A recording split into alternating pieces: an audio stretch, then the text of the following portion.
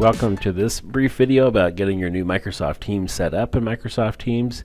If you missed the previous video about how to create a team in Microsoft Teams, you can find a link to that video in the description below. So this is our new team we recently created for our Jim Thorpe Tech team.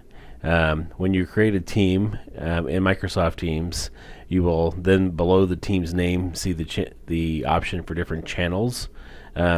One caveat to let you know about is for every channel that's on the team and every tab that's on the team, any person who is a member of the team has a chance to view that channel. So unfortunately there's no way to limit the people who view which channel and which tabs while they're on the team. We can discuss workarounds for that in a future video. So when you first create the team, it opens up the opportunity to have a general channel. So if you click on that, it opens up the channel tab here. The first tab that opens up is the post tab. It's kind of like a status feed, if you would, like in other social media sites, where you can see when new activities occurred on the channel, or when new team members have joined the team, or what they have posted to the team. On this post tab, you have the chance to add more people to the team. You can create more channels, which we'll look at in just a minute, and then there's a chance to open the frequently asked questions. Along the bottom here, you can type in and start a conversation. This will be a thread that's visible to everyone on the team, so something else to be mindful of.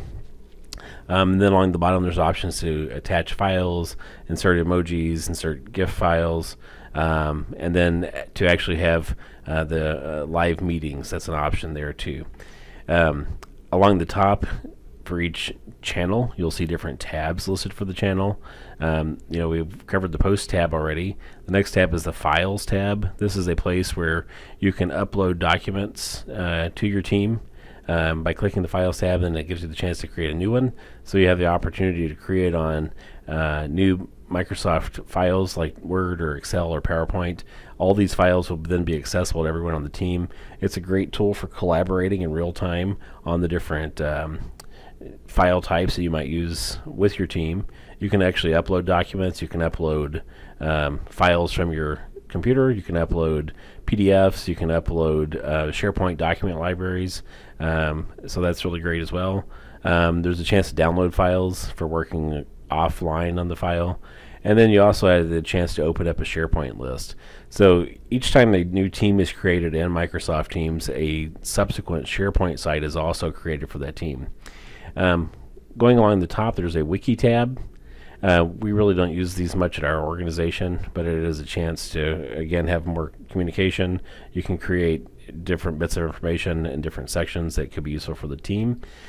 The plus sign at the top gives you the chance to add additional tabs, and depending on your particular organization and the license you have set up with SharePoint, with Microsoft Teams, you do have the chance to add different tabs. So, if you have a SharePoint site that's associated with it, if you have a document library from SharePoint, if you use Power BI, PowerPoint, Microsoft Word, and then there's quite a few other third-party software platforms that you can add as a tab into that team.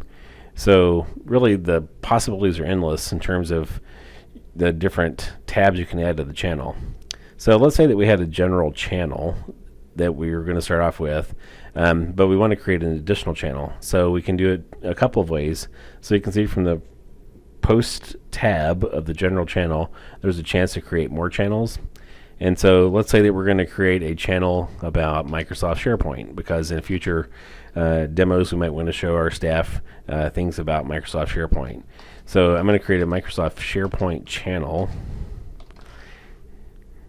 and then you can say it automatically shows this channel everyone's channel list.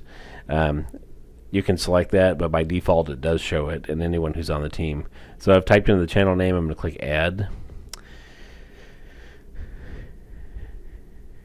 And then you can see below the team's name here when it's expanded, I have my general channel that we already covered, and then the next one is the Microsoft SharePoint channel. Each channel set up identical to the other channels in terms of initially having posts, files, and a wiki tab, and then you can expand and include more information that you want to on each of these channels. Anyway, that's a brief tutorial about how you add channels to your newly created Microsoft team. Again, if you missed the earlier video about creating a Microsoft team, you can find the link to that in the description.